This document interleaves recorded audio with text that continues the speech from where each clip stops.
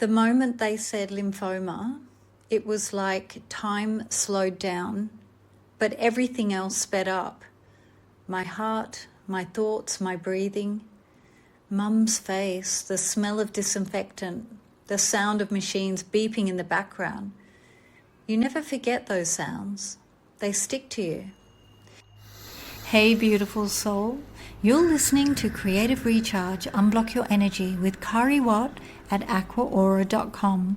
Subscribe and leave a review. Show notes have instructions. Since then, my body's been on high alert. I wake up at 5 a.m, I walk the dog, I come back, I make a tea, I get online because I'm currently in Perth and I work in Sydney. And I work for 3 hours solid online and then drive to the hospital, which takes about 45 to 50 minutes by the time you find parking, get to Mum's room and then talk to doctors and nurses, translate their medical language into something we can understand, then back online to finish the day while she sleeps, and then wake her up for dinner, eat with her, have a little chat, then head home.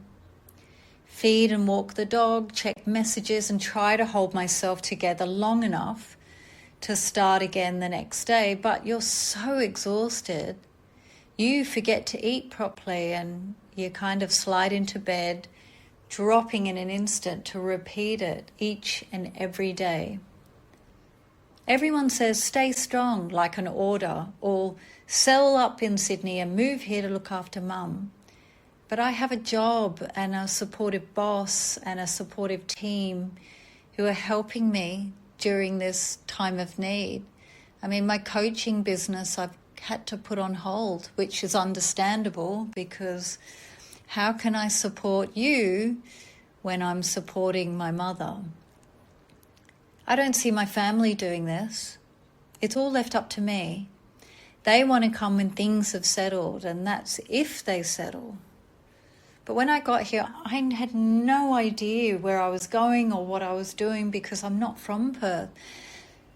Trying to find out where things are was a little tricky. The only place I know is my mum's place in her retirement village in Ellenbrook, which is not in Perth, it's up north from Perth. Getting in her car to drive 45 minutes to a hospital, which is inland, was a little bit scary because there's roofs and Google Maps hasn't been updated for 4 years, and this part of Western Australia has grown rapidly since then.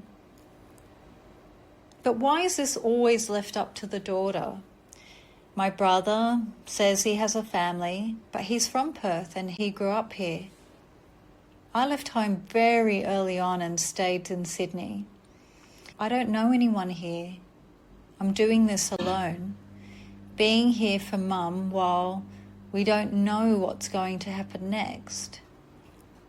My auntie from the UK may come, and hopefully she does because she's very close to both of us.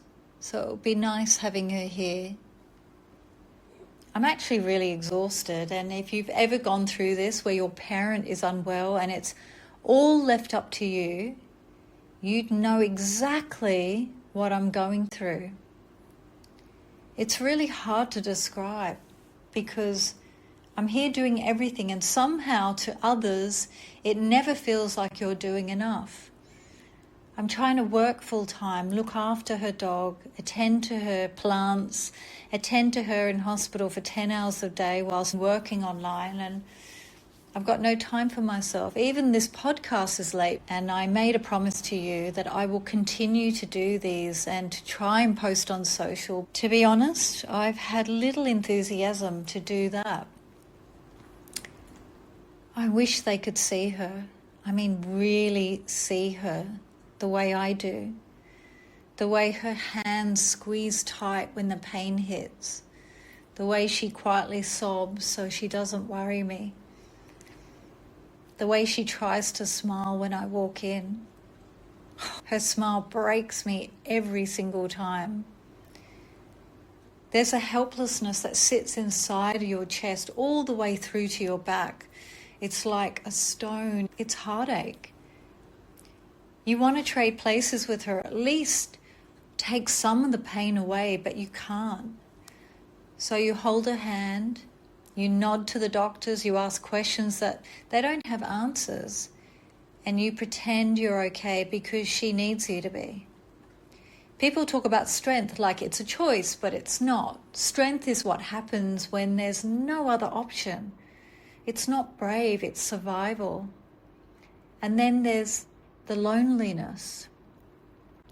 The kind where you're surrounded by people who mean well but don't understand the gravity of what's happening. I mean, this is my mummy. They say, "How are you?" And you haven't got the words to reply. They want to believe it helps, but the truth is, the weight of those words feels so heavy. You just learn to carry it differently each day. Sometimes I record a little voice note, not for the podcast, just for me, to remember my own voice outside the hospital walls. Because when you're in this space, you forget who you are. There's no joy. I don't have a tidy ending for this story. Life right now is, well, it isn't tidy. It's messy, it's raw, and yes, I'm completely fragile. But if you're here like me, if you're the one holding everything together while someone you love is in pain, I want you to know something. I see you. You're not invisible. You're actually doing the best you can under tricky circumstances.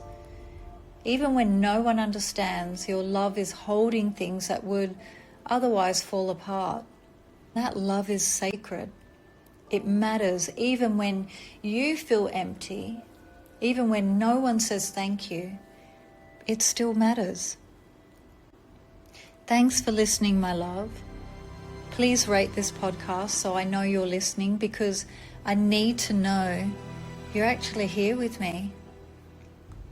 Until next time, peace.